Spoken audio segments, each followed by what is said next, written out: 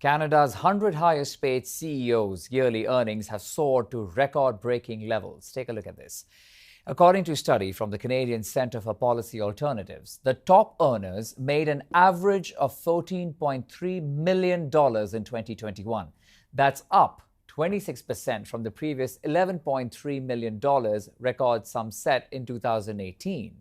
Now, those 100 CEOs also made over 240 times more than the average Canadian worker, again smashing the 2018 record of 227 times. It's expected these pay trends will stick around due to historically high profits and inflation. What really stood out to us for this year is no matter what the situation, during pandemic shutdowns, during the start of this higher inflationary period and continued pandemic times, these CEOs' pay packages are protected in a way that many of our pay packages are not. As CEO pay hits record levels, the International Monetary Fund has predicted over a third of the global economy will be in recession this year. Canadian economists are predicting the months ahead will be challenging as the central bank's rapid interest rate hikes begin to have a greater impact on mortgage payments and debt levels. Let's now bring in Alex Hemingway, senior economist at the Canadian Centre for Policy Alternatives. He joins us now from Vancouver. Alex, thank you for your time and Happy New Year to you. Happy New Year. Thanks for having me. I don't know how happy you are about tracking these numbers that we are discussing today at a time when we all are worried about, paying our bills, mortgage rates, gas prices being so high. There are some who are just breaking records by earning millions and millions of dollars.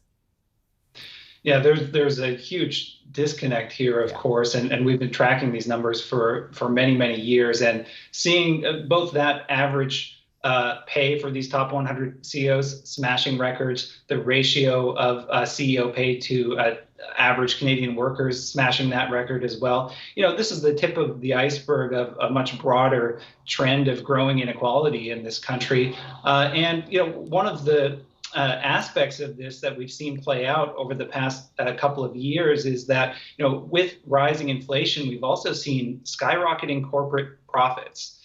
Corporate profits now making up about 18% of our total economic output or GDP, which is substantially higher than it was prior to the pandemic and higher still than it was in earlier decades. That's translating into higher bonuses to CEOs. Much of the pay packages of these CEOs are made up of bonuses rather than a base salary.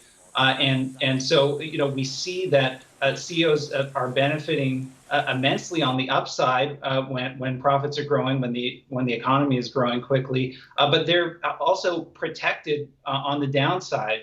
So we saw during the pandemic, in 2020, half of the CEOs on our list, their companies received massive public subsidies, taxpayer subsidies in the form of the Canada Emergency Wage Subsidy.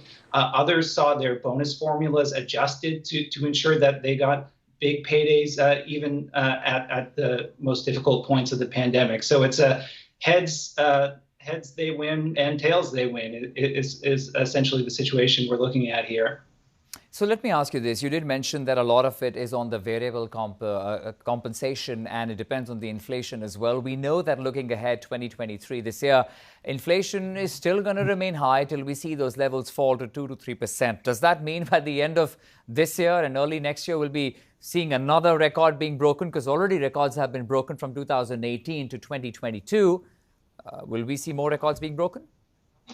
Well, that's entirely possible. We're looking here, because of the way that the data is released, we're looking at 2021 data. But when you look at the early quarters of 2022, corporate profits were still at new highs, and workers being squeezed increasingly by inflation. So we'll see when those data come in. But I think it's worth emphasizing here that none of this is inevitable. These aren't laws of nature that we see this much inequality in our economy. And part of it is driven, by these short-run factors that we've been talking about, the inflation and the corporate profits. But these ratios and these levels of CEO pay have been increasing for decades, and that relates to policy choices at a whole number of levels in this country. But Alex's report also offers something like, which is called like a 4-policy proposal. Can you explain what that is? What do they mean by that?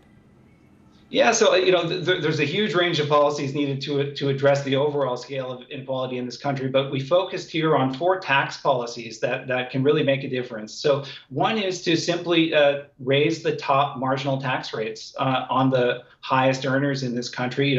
Those top marginal rates are much lower than they were in the post-war decades in this country, when the ratio of CEO pay to workers was also much lower as well. So those tax policies can make a difference.